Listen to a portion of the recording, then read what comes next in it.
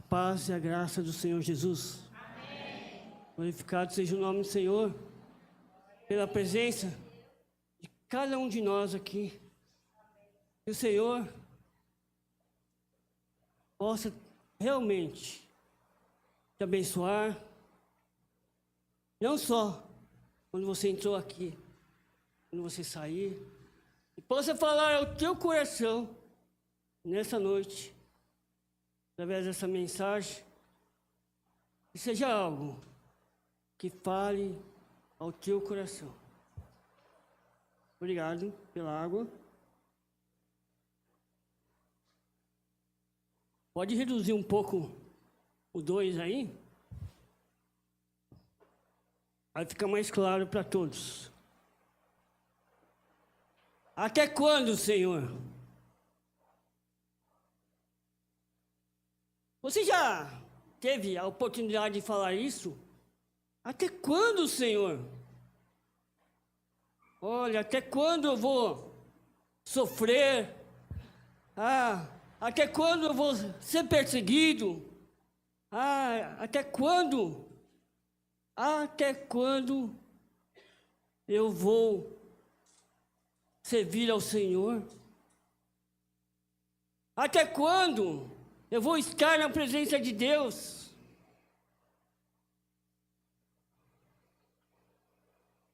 Você já passou alguma humilhação na sua vida? Eu ouvi. Essa até eu ouvi. Seja no trabalho, na escola, na faculdade, no círculo de amigos entre aspas, né? Em uma reunião de família, em um aniversário, ou até mesmo uma humilhação nas redes sociais. Quantos já passaram por isso? Quantos já tiveram essa situação? É uma situação muito ruim, não é? Principalmente quando essa humilhação vem de alguém próximo. Não é? Acho que é a pior situação quando alguém de próximo, alguém que você confia, alguém que você tem um grande apreço. E hoje em dia, eu vou te contar, talvez você não saiba, aonde quer que você vá, você está propício a isso. Você está propício a receber humilhação, a ser humilhado, aonde quer que você vá. Mas eu quero que você abra, que você veja comigo algo que Paulo escreveu sobre Jesus. Abra aí na carta de Paulo aos Filipenses, capítulo 2, versos 7 e 9.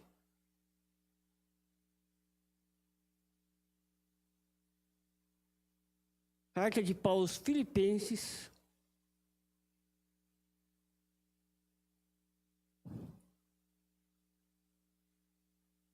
capítulo 2, a partir do verso 7.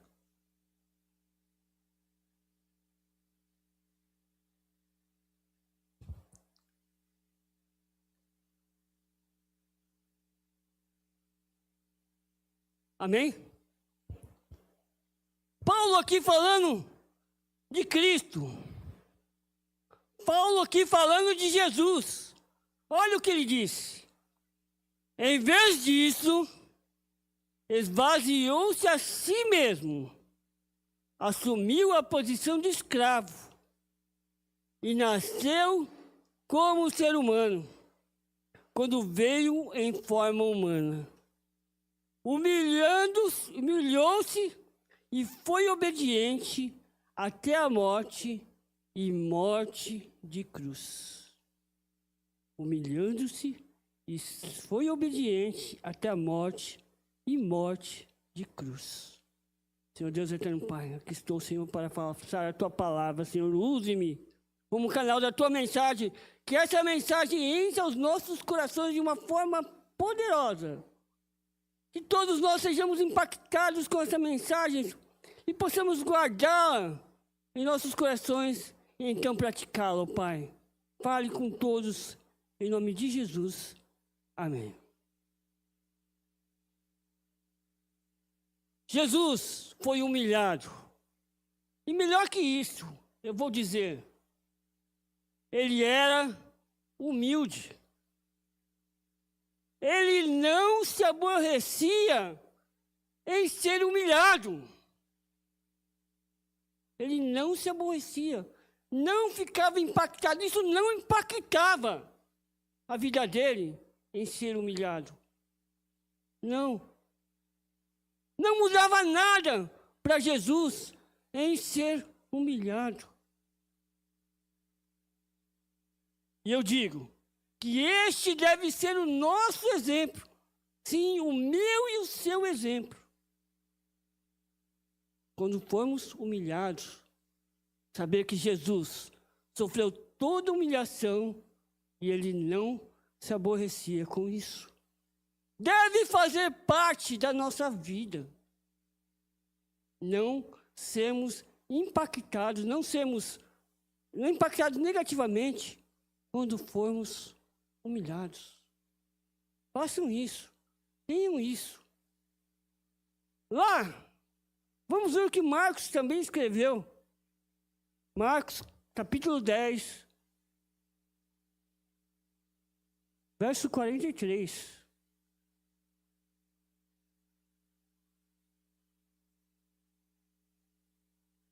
Marcos, capítulo 10, verso 43.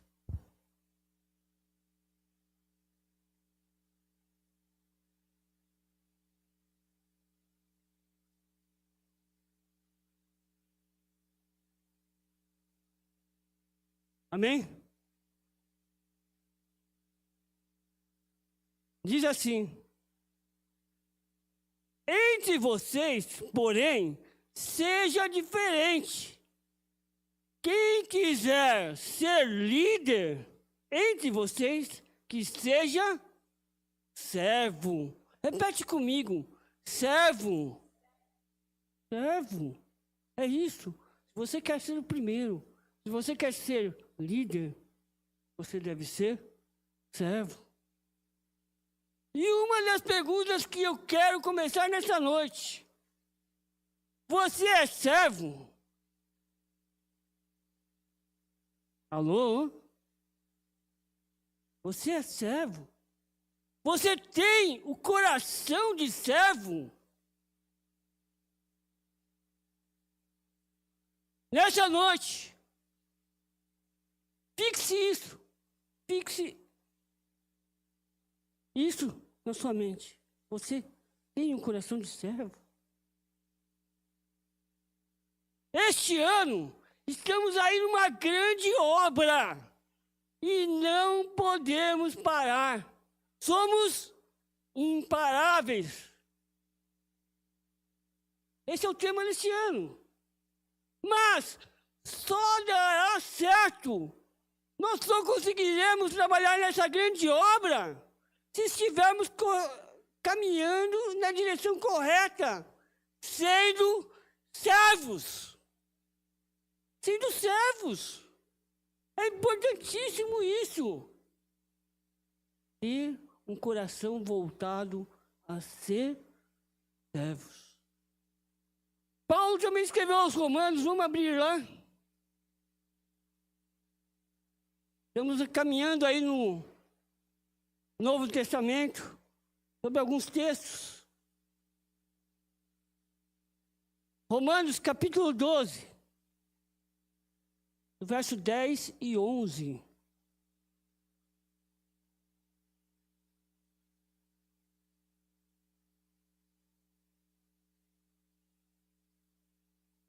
Romanos capítulo 12, versos 10 e 11. Amém? Você encontrou? Diga amém. Diz assim: amem-se com amor fraternal e tenham prazer em honrar uns aos outros. Jamais sejam preguiçosos, mas trabalhem com dedicação e sirvam ao Senhor com entusiasmo. Tremendo essa obra que o Senhor colocou em nossas mãos. Temos a maior tarefa que Deus colocou em nossas mãos, que é fazer discípulos de Jesus. Mas quem é um discípulo? Quem é um discípulo? Paulo disse certa vez: sede meus imitadores, assim como eu sou de Cristo. Quando nós fazemos discípulos,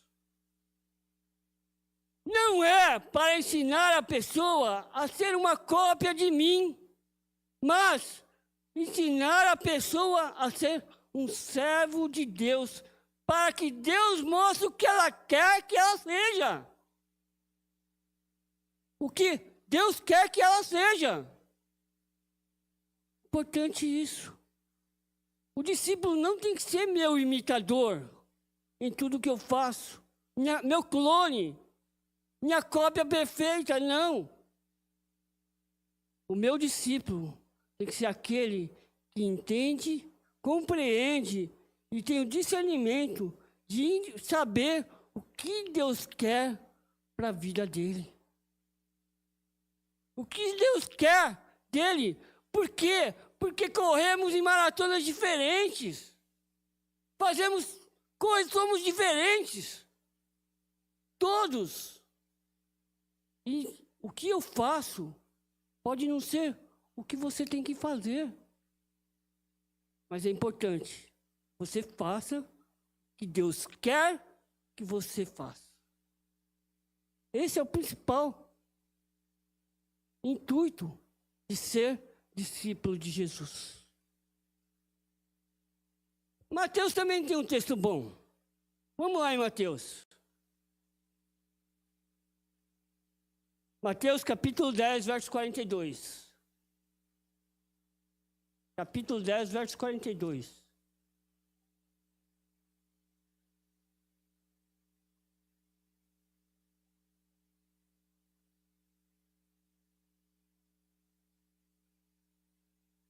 Diz assim: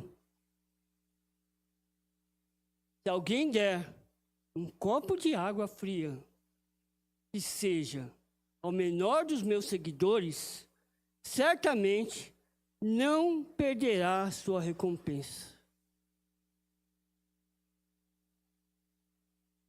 É atitude. É fazer algo para as pessoas. É ajudar. É ser servo.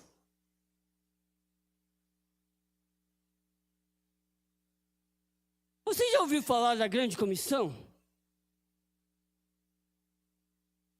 Vocês já ouviram falar da grande comissão? Quem sabe o que é a grande comissão? Melhor, vamos fazer o contrário. Quem não sabe o que é a grande comissão? Não sabe. Ótimo. Isso mesmo. Nada mais é do que o chamado de Jesus para que os cristãos irem e fazer discípulos. É o Senhor te chamando para ir e fazer discípulo. Só que isso demanda tempo. Só que isso demanda serviço. A grande comissão demanda o quê? Dedicação. E justamente isso, William Carey.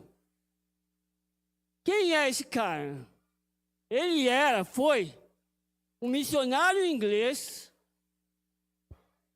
que era conhecido como o pai das missões modernas. E ele disse isso em certa ocasião. Quanto eu tenho dedicado à grande comissão. O quanto eu tenho dedicado da minha vida, do meu esforço, do meu tempo em fazer discípulos. Quanto eu e você temos feito isso? Quanto do nosso tempo? E esse texto da grande comissão está lá em Mateus 28, 18 a 20.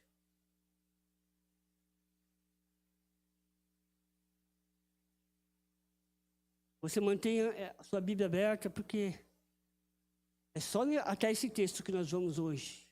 Mateus capítulo 28, versos 18 a 20.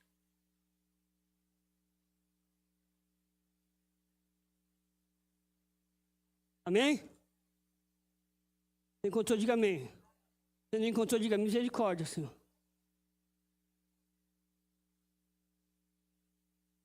Diz assim: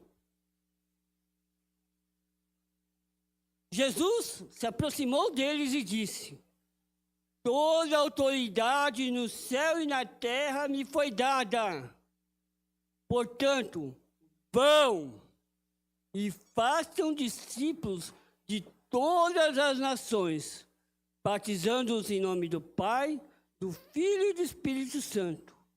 Ensinem esses novos discípulos a obedecerem a todas as ordens que lhes dei. E lembre-se disso: estou sempre com vocês até o fim dos tempos. Estou sempre com vocês até o fim dos tempos. Nesse ano que nós estamos aqui dedicando para essa grande obra que o Senhor colocou nas nossas mãos, 125, 100 membros até o final desse ano, não temos como parar. Temos que dedicar nosso tempo, nossas vidas, nossa obra em fazer discípulos, para cumprir o que está nesse texto. Aqui a grande comissão: vão e façam discípulos para o Senhor. Vão e façam seguidores de Cristo. E esse texto que eu li começa falando sobre toda a autoridade. De quem é toda essa autoridade? De Cristo. E se você não precisa abrir, mas se voltar naquele texto, o primeiro texto que eu li de Filipenses, você vai ver que Paulo termina descrevendo que, apesar de Cristo ter sido humilhado, ele descreve a autoridade de Cristo dizendo: por isso Deus o elevou ao lugar mais alto das honras. Ele deu um nome que está acima de todo nome, para que, ao nome de Jesus, todo joelho se dobre, nos céus e na terra e debaixo da terra. Todo joelho se dobre e toda língua declare que Jesus Cristo é Senhor, para a glória de Deus Pai. Aleluia. Glorificado seja o nome do Senhor por esse texto. Toda autoridade. Repete comigo: toda autoridade. Se toda autoridade foi dada a Cristo no céu e na terra, somente Jesus tem poder, somente Jesus tem autoridade. Não sobrou nada para o diabo. Ele não tem nenhuma autoridade sobre você. Nenhuma. Toda autoridade é do Senhor. Apesar de o diabo ser astuto, ardiloso, sagaz, mas Jesus tem todo o poder no céu, na terra e debaixo da terra. Nem mesmo no inferno o diabo tem poder. O poder do diabo foi tirado na cruz, quando Cristo morreu por cada um de nós. E foi tirado. Ele está louco, ele está vazio, não tem nada, não tem poder. Todo o poder está nas mãos do Senhor. Cristo tem a chave da morte e da vida, do inferno. Está nas mãos de Jesus Cristo. As portas do inferno não prevalecerão contra a igreja de Cristo. E o Senhor disponibilizou para você ir fazer discípulo, disponibilizou toda essa autoridade. Você tem autoridade em ir falar do amor de Deus às pessoas, fazer discípulos. Toda autoridade foi dada ao Senhor. Depois o verso 9 diz: todas as nações. Como o Leto disse hoje, nessa rua, na rua de trás, no bairro, no seu estado, onde quer que você for. Discípulo é de todos os servos, para todas as nações. Fazer discípulo é de todos os servos, para onde quer que você vá. Aonde quer que você coloque os seus pés, você tem a oportunidade de fazer discípulos. Jesus aqui nos convoca e não convida. Não é um convite para você ir fazer discípulos. É uma convocação em fazer discípulos. Discipular pessoas.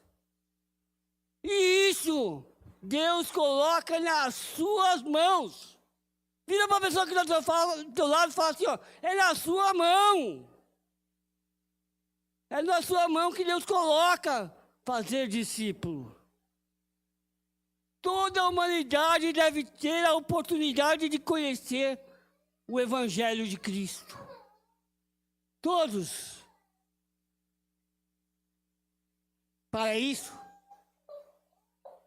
Deus usa os seus servos para discipularem quantas pessoas forem necessárias. Quantas pessoas Deus coloca nas suas mãos para discipular, para ensinar o amor de Cristo. Preste bastante atenção. O discipulado é uma missão e não uma omissão. Eu vou repetir, vou falar de novo. O discipulado é uma missão e não uma omissão. Não devemos ser omissos em falar do amor de Deus, em fazer discípulos, em ensinar as pessoas. E é justamente o que liga o próximo ponto. Todos os ensinamentos. Você já aprendeu muita coisa de Deus? Cada dia, né?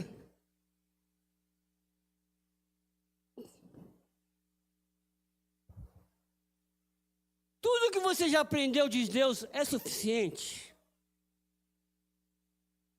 Eu falo muito para os jovens sobre revelação progressiva. Sobre cada dia nós vamos conhecendo mais de Deus, aprendendo mais de Deus, o que Ele quer para as nossas vidas. Coisas extraordinárias, coisas que até faltam entendimento, mas depois nós vamos aprendendo. Quantas coisas teóricas você já aprendeu? Quantas coisas práticas você já aprendeu de Deus? Seja através das pessoas que estão te discipulando, que estão te ensinando. Seja através de uma revelação divina, de um sonho, de uma visão. Ou quando você está no seu quarto ali, em oração, o Senhor está ali te ensinando. Seja através de uma conversa de comunhão com um irmão. Você está sempre aprendendo, sempre desenvolvendo-se em Cristo, conhecendo mais de Deus. E sempre teremos a oportunidade de aprender mais. A cada dia. Eu costumo falar que você sabe hoje mais do que você sabia ontem. E menos do que você sabe amanhã. Você saberá amanhã. Por quê? Porque hoje você já está aprendendo algo diferente. É um alimento diário. Aprender com a palavra ali. Aprender com louvor. Até mesmo aprender durante um testemunho.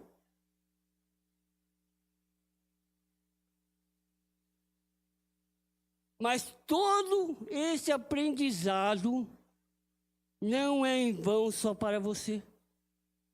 Todo esse aprendizado é uma grande ferramenta que Deus coloca na sua vida para que você discipule outra pessoa, para que você ensine outra pessoa a crescer mais, a se desenvolver mais.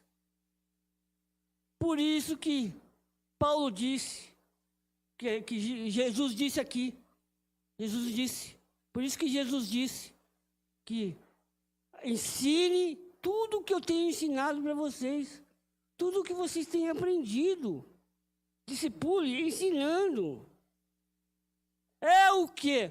Um aprendizado e uma docência contínua. É um ensinamento contínuo, é você sendo professor e aluno ao mesmo tempo. Aprendendo, você estará internizando algo e estará apto a discipular outras pessoas.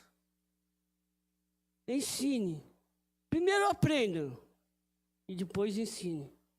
Mas não tem momento certo. Não é assim, peraí, então eu vou precisar aprender tudo primeiro para depois ensinar, não. Eu costumo dar o exemplo da Ágata e da Sofia. Que a Ágata, a prima mais velha, ela discipula a prima mais nova. A prima mais velha de 8 anos, já não, 7 anos, com a prima mais nova de 4. Entendeu? Então o que acontece? Uma já está ensinando a outra a palavra do Senhor, já está ensinando, já está discipulando. Não precisa saber tudo. Bem porque nunca vai ser possível você saber tudo do que Deus tem, das maravilhas que Deus tem nessa palavra. E por fim, não menos importante, em todo o tempo. Qual era a primeira pergunta que nós tivemos hoje? A menção. Até quando, Senhor? Não era essa? Título da mensagem. Até quando, Senhor? Até quando, Senhor, eu tenho que discipular? Até o Senhor voltar. Até que Ele venha. O discipulado não é uma continuidade, uma estrada solitária, não. Por quê? Porque em todo o tempo o Senhor já está com você. Todos os dias. Até a consumação dos séculos.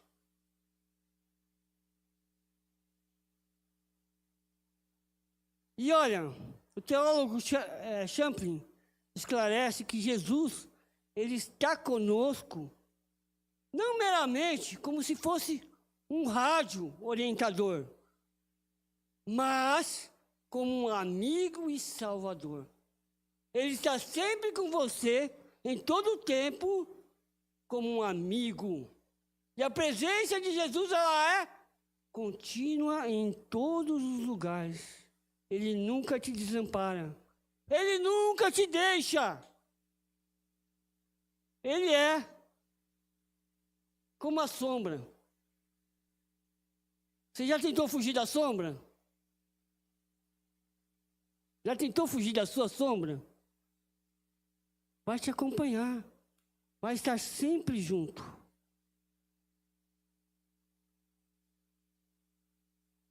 Não há situação. Não há. Guarde isso no seu coração. Não há situação em que a presença de Deus não esteja conosco. Até mesmo no vale da sombra da morte, Ele está conosco. Em todo o tempo, até a eternidade. Esta é a grande comissão.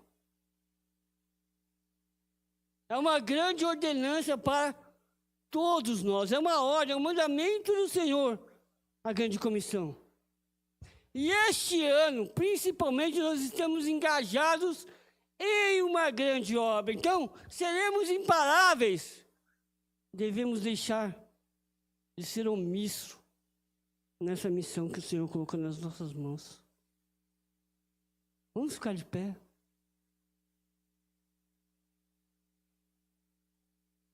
Devemos estar prontos para fazer discípulos até que Ele venha.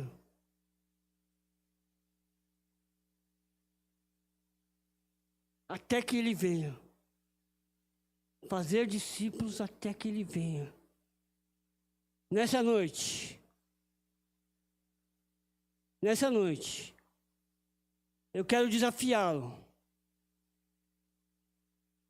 Nessa noite, eu quero desafiá-lo a comprometer-se em fazer discípulo de Cristo, a levar o Evangelho, a acompanhar o desenvolvimento do seu discípulo, a se preparar nisso. Se comprometa com Ele. Ele está aqui nessa noite.